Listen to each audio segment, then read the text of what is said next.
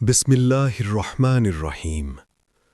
আসসালামু আলাইকুম ওরহমতুল্লাহি ওবরাকাতুহু। প্রিয় ভাই ও বোনেরা, একটু থামুন, এই ভিডিওটা স্কিপ করবেন না। কারণ আপনি যদি এই মুহূর্তে জীবনের কোনো এক কঠিন সময়ের ভেতর দিয়ে যাচ্ছেন, যদি মনে হয় সব দরজা একে একে বন্ধ হয়ে যাচ্ছে, যদি দোয়া করছেন কিন্তু উত্তর পাচ্ছেন না বলে মনে হচ্ছে, তাহলে জেনে রাখুন, এই ভিডিওটা কাকতালীয় নয়। অনেক মানুষ প্রশ্ন করে, আমি তো নামাজ পড়ি, দোয়া করি, তবু কেন আমার সাহায্য আসছে না? আল্লাহ কি আমাকে ভুলে গেছেন? না, আল্লাহ কখনো তার বান্দাকে ভুলে যান না।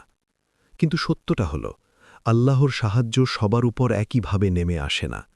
এই সাহায্য নেমে আসে কিছু নির্দিষ্ট মানুষের উপর, যাদের হৃদয় প্রস্তুত, যাদের ঈমান পরীক্ষিত, যাদের ভেতর আছে নীরব শক্তি।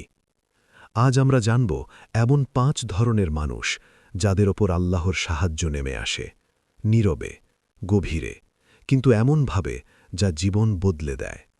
ভিডিওটা শেষ পর্যন্ত শুনুন, হয়তো এই 4টির ভেতরেই আল্লাহ আপনাকে নিজের পরিচয় দেখিয়ে দিচ্ছেন। 1. যারা ধৈর্য হারায় না। প্রথম যে মানুষটির কথা আল্লাহ আমাদের মনে করিয়ে দেন, সে হল ধৈর্যশীল মানুষ।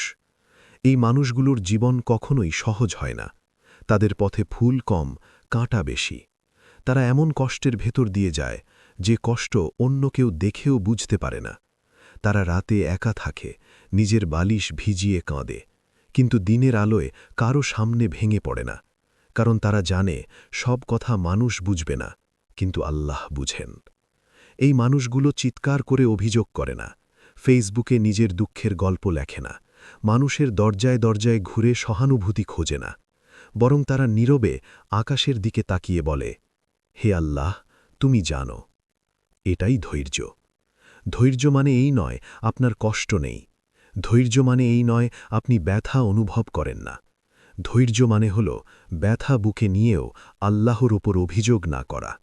ধৈর্য মানে হল ভেঙে পড়ার মুহূর্তেও হারাম পথে না যাওয়া। ধৈর্য মানে হল অন্ধকারে দাঁড়িয়েও আল্লাহর আলোকে বিশ্বাস করা। এ কারণেই কুরআনে আল্লাহ বলেন, নিশ্চয়ই আল্লাহ ধৈর্যশীলদের সঙ্গে আছেন। সূরা আল বাকারা 253। এই আয়াতটা খুব গভীরভাবে শুনুন। আল্লাহ বলেননি, আমি তাদের কষ্ট শেষ হলে সাহায্য করব। তিনি বলেননি, আমি পরে তাদের দিকে তাকাব। আল্লাহ বলেছেন, আমি তাদের সঙ্গে আছি। অর্থাৎ, আপনি যখন গভীর রাতে একা বসে কাঁদছেন, যখন কেউ আপনার ফোন কল ধরছে না, যখন মানুষ আপনাকে ভুল বুঝছে, যখন আপনি নিজেকেই প্রশ্ন করছেন, আমি কি একা? ঠিক তখনই আল্লাহ বলছেন, না, তুমি একা নও, আমি আছি। এটাই আল্লাহর সবচেয়ে বড় সাহায্য। নবী মুহাম্মদ সাল্লাল্লাহু আলাইহি ওয়াসাল্লাম বলেছেন, মুমিনের প্রতিটি অবস্থা কল্যাণকর। সুখ পেলে সে শুকর করে, এতে কল্যাণ, আর কষ্ট পেলে সে ধৈর্য ধরে, এতেও কল্যাণ। দেখুন, কষ্ট যখন কল্যাণ হয়ে যায়, তখন বুঝতে হবে এই মানুষটি আল্লাহর খুব কাছের।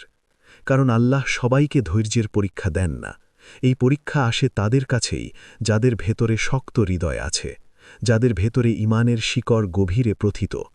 আপনি যদি আজ এমন অবস্থায় থাকেন, যেখানে কথা বলতে ইচ্ছা করে না, কিন্তু দোয়া থামেনি, যেখানে হাসি কমে গেছে, কিন্তু হারাম বাড়েনি, যেখানে মানুষ ছেড়ে গেছে, কিন্তু আপনি নামাজ ছাড়েননি, তাহলে মনে রাখবেন, আপনি দুর্বল নন, আপনি অবহেলিত নন, আপনি নির্বাচিত। আপনি সেই প্রথম দলের মানুষ, যাদের ওপর আল্লাহর সাহায্য নীরবে নেমে আসে, ঠিক সেই সময়ে যখন কেউ কল্পনাও করে না। 2. যারা আল্লাহর ওপর পূর্ণ ভরসা করে। এই মানুষগুলো চেষ্টা করতে ভয় পায় না, আবার ফলাফল নিয়ে অস্থিরও হয় না। তারা কাজ করে পুরো শক্তি দিয়ে, কিন্তু ফলাফলের ভার নিজের কাঁধে তোলে না, কারণ তারা জানে সব বোঝা বহন করার দায়িত্ব মানুষের নয়, রবের। তারা পরিকল্পনা করে, সিদ্ধান্ত নেয়, পথ খোঁজে, কিন্তু প্রতিটি সিদ্ধান্তের শেষে একটি কথা মনে রাখে, আল্লাহ চাইলে হবে। যখন কোনো দরজা বন্ধ হয়ে যায়, তারা ভেঙে পড়ে না, কারণ তারা জানে একটি দরজা বন্ধ হওয়া মানেই সব শেষ নয়। অনেক সময় সেটাই বড় কোনো দরজা খোলার শুরু।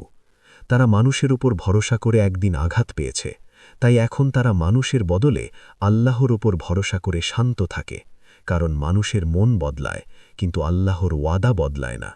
এই মানুষগুলো জানে যা জীবন থেকে চলে গেছে তা জোর করে ধরে রাখার চেষ্টা করাই আসল কষ্ট, আর যা আল্লাহ সরিয়ে নিয়েছেন তার ভেতরেও লুকিয়ে আছে রহমত।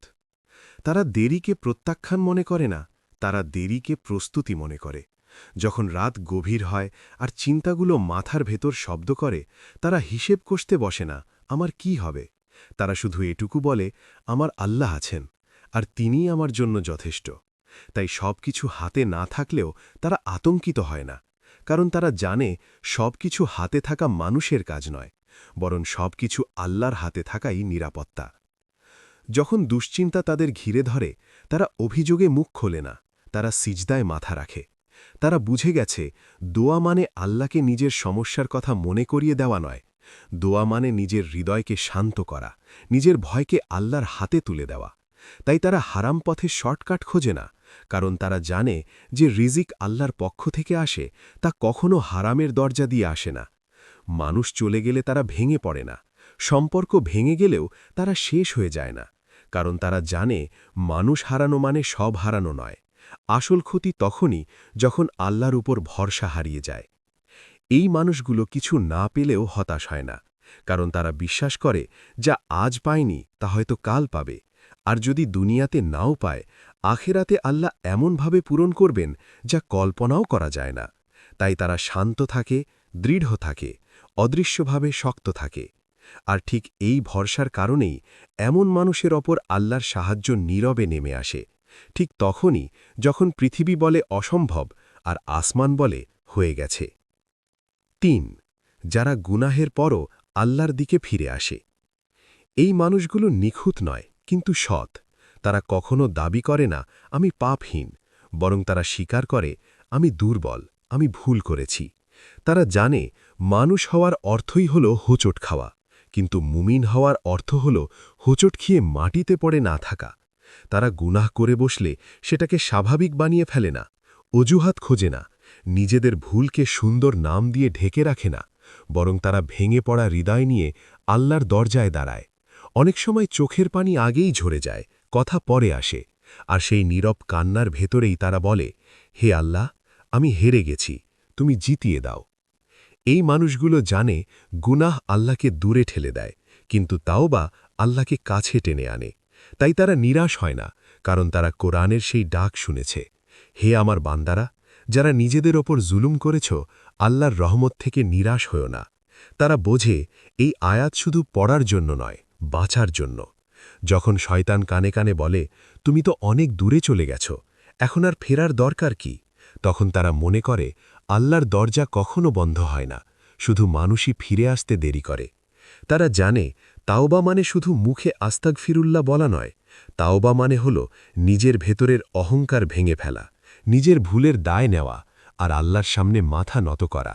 তাই তারা আবার উঠে দাঁড়ায়, আবার নামাজে ফিরে যায়, আবার হারাম থেকে নিজেকে সরিয়ে নেয়, যদিও হৃদয়টা তখনও দুর্বল থাকে। কিন্তু আল্লাহ দুর্বল হৃদয়কেই সবচেয়ে বেশি ভালোবাসেন, কারণ সেই হৃদয়ই সবচেয়ে বেশি তার দরকার বুঝতে পারে। এই মানুষগুলো বিশ্বাস করে আল্লাহ পবিত্র মানুষকে ভালোবাসেন না, আল্লাহ ভালোবাসেন সেই মানুষকে যে পাপের পরও তার দিকে ফিরে আসে। নবী সাল্লাল্লাহু আলাইহি ওয়াসাল্লাম বলেছেন, যে তাওবা করে সে এমন যেন সে কখনো গুনাহই করেনি। এই কথাটাই তাদের সাহস দেয়, ভরসা দেয়, নতুন করে বাঁচার শক্তি দেয়। তাই তারা নিজেদের অতীত দিয়ে নিজেদের ভবিষ্যৎ বিচার করে না, তারা জানে আল্লাহ চাইলে এক মুহূর্তেই কালো অধ্যায় সাদা হয়ে যেতে পারে। আপনি যদি আজ নিজের অতীতের বোঝা বয়ে বেড়ান, যদি মনে হয় আমি খুব নোংরা, আমি খুব দূরে চলে গেছি, তাহলে মনে রাখবেন এই অনুভূতিটাই প্রমাণ যে আপনার হৃদয় এখনও জীবিত, আর জীবিত হৃদয়ের ওপরই আল্লাহর সাহায্য নেমে আসে। ঠিক এই তাওবার মুহূর্তেই আল্লাহ এমনভাবে সাহায্যের দরজা খুলে দেন যা মানুষ দেখে না, কিন্তু জীবন বদলে যায়। 4. যারা সত্যের পথে একা হলেও দাঁড়িয়ে থাকে। এই মানুষগুলোকে প্রায়ই কেউ বোঝে না। তারা এমন সিদ্ধান্ত নেয় যেটা সবাই নিতে পারে না। তারা এমন পথে হাঁটে যেখানে লোক কম, শব্দ কম, কিন্তু বিবেকের আওয়াজ অনেক জোরে। তারা জানে সত্যের পথ সহজ নয়, এই পথে চললে হাততালি পাওয়া যায় না, বরং অনেক সময় একাকিত্ব উপহার হিসেবে আসে। মানুষ তাদের পছন্দকে প্রশ্ন করে, চরিত্র নিয়ে সন্দেহ করে, নীরবতাকে দুর্বলতা ভাবে। কিন্তু তারা থামে না, কারণ তারা জানে মানুষের স্বীকৃতি সাময়িক আর আল্লাহর সন্তুষ্টি চিরস্থায়ী। এই মানুষগুলো হারামকে সবাই করছে বলে হালাল বানায় না। তারা জানে সংখ্যা কখনো সত্যের মাপকাঠি নয়। একা হলেও তারা নামাজ ছাড়ে না, একা হলেও তারা সুদের টাকা স্পর্শ করে না, একা হলেও তারা অন্যায়ের সামনে মাথা নত করে না। যখন চারপাশের সবাই শর্টকাট খোঁজে, তখন তারা ধৈর্য ধরে সঠিক রাস্তা বেছে নেয়। অনেক সময় এতে তারা পিছিয়ে পড়ে, সুযোগ হারায়, অবহেলিত হয়। কিন্তু তারা বিশ্বাস করে, যা আল্লাহর জন্যে ছাড়া হয়, আল্লাহ তা কখনো খালি হাতে ফেরত দেন না। এই মানুষগুলো সবচেয়ে বেশি পরীক্ষার ভেতর দিয়ে যায়, কারণ আল্লাহ জানেন এদের কাঁধেই দায়িত্ব দেওয়া যায়। ইতিহাসের দিকে তাকান, নবীরা সবাই একা ছিলেন কোনো না কোনো সময়ে। নূহ আলাইহি ওয়াসাল্লাম একা ছিলেন, ইব্রাহিম আলাইহি ওয়াসাল্লাম একা ছিলেন, মোহাম্মদ সাল্লাল্লাহু আলাইহি ওয়াসাল্লামও একা ছিলেন। কিন্তু আল্লাহ তাদের একা ছেড়ে দেননি। মানুষের চোখে তারা দুর্বল ছিল, কিন্তু আসমানের কাছে তারা ছিলেন সবচেয়ে শক্তিশালী। তাই আল্লাহ কুরআনে ঘোষণা করেছেন, তিনি অবশ্যই তার রসূল ও মুমিনদের সাহায্য করবেন, দুনিয়া দেখুক বা না দেখুক। আপনি যদি আজ এমন অবস্থায় থাকেন যেখানে ঠিক থাকাটাই কঠিন হয়ে গেছে, যেখানে সত্য কথা বলার মূল্য দিতে হচ্ছে, যেখানে সঠিক পথে থাকার কারণে আপনি হারাচ্ছেন, তাহলে মনে রাখবেন এই হারটাই আসলে আপনার জয়। কারণ আল্লাহ অন্যায়ের সঙ্গে থাকা মানুষ দিয়ে কাজ করান না, তিনি কাজ করান তাদের দিয়ে যারা একা হলেও সত্য ছাড়ে না। আর ঠিক এই মানুষগুলোর ওপরই আল্লাহর সাহায্য সবচেয়ে শক্তভাবে নেমে আসে, নীরবে, গভীরভাবে, কিন্তু এমনভাবে যা শেষ পর্যন্ত সবকিছু বদলে দেয়। 5. যারা নিঃশব্দে শুকল আদায় করে। এই মানুষগুলো খুব বেশি কথা বলে না, তারা বড় বড় দাবি করে না, তারা কৃতিত্ব নিজের নামে লেখে না। তারা অল্প পায়, কিন্তু সেটাকেই যথেষ্ট মনে করে। তাদের জীবনে হয়তো সবকিছু নেই, কিন্তু যা আছে তাকে তারা অবহেলা করে না। এই মানুষগুলো জানে শুকর মানে শুধু আলহামদুলিল্লাহ বলা নয়, শুকর মানে হল যা নেই তা নিয়ে অভিযোগ না করা, আর যা আছে তা দিয়ে আল্লাহকে সন্তুষ্ট করার চেষ্টা করা। কুরআনে আল্লাহ বলেন, যদি তোমরা শুকর আদায় করো তবে আমি অবশ্যই তোমাদেরকে আরও বাড়িয়ে দেব। সূরা ইব্রাহিম 14:7। খেয়াল করুন, আল্লাহ বলেননি আমি পরে দেখব, তিনি বলেছেন অবশ্যই বাড়িয়ে দেব। এই মানুষগুলো কষ্টের মাঝেও বলে, হে আল্লাহ, যা দিয়েছ সেটাই যথেষ্ট। আবার নিয়ামত পেলে বলে, হে আল্লাহ, এটা তোমার দয়া। তাই আল্লাহ তাদের কাছ থেকে কিছু নিলে তারা বিদ্রোহ করে না, আবার কিছু দিলে তারা অহংকারও করে না। নবী মোহাম্মদ সাল্লাল্লাহু আলাইহি ওয়াসাল্লাম বলেছেন, আল্লাহ সেই বান্দার উপর সন্তুষ্ট হন যে খাওয়ার পর আল্লাহর প্রশংসা করে। সহি মুসলিম। এই মানুষগুলো জানে নিয়ামত টিকে থাকে শুকরে, আর বরকত নেমে আসে কৃতজ্ঞতায়। আপনি যদি আজ কষ্টের মাঝেও আল্লাহকে ধন্যবাদ দিতে পারেন, যদি অল্প পেয়েও হৃদয় ভরে যায়, যদি না পাওয়ার মাঝেও ঈমান নড়ে না, তাহলে জেনে রাখুন আপনি সেই মানুষ যার ওপর আল্লাহর সাহায্য নীরবে কিন্তু স্থায়ীভাবে নেমে আসে।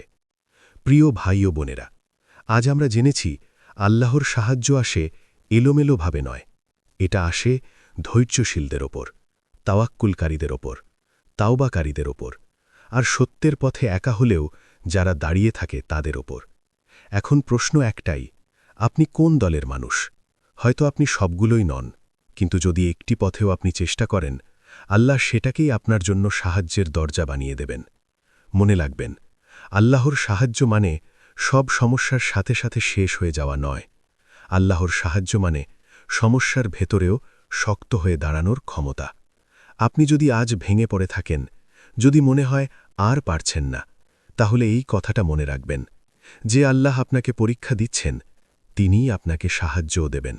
চলুন ভিডিওটা শেষ করি একটি দোয়ার মাধ্যমে। হে আল্লাহ, আমাদের হৃদয়গুলো আজ তোমার সামনে খুলে দিলাম। যারা নীরবে কষ্ট সহ্য করছে, তাদের ধৈর্যকে শক্তিতে রূপান্তর করো।